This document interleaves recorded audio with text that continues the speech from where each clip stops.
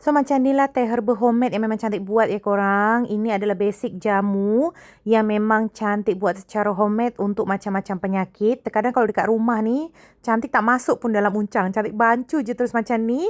Malam sebelum tidur dan esok pagi kita tapis lah. Tapi untuk yang cantik jual tu memang dah sedia masuk dalam uncang. So korang just bancu je, tak perlu tapis-tapis.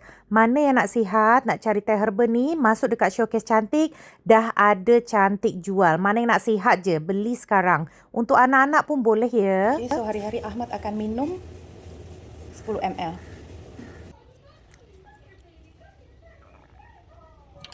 Okay, tak ada rasa apa. Tak ada rasa apa?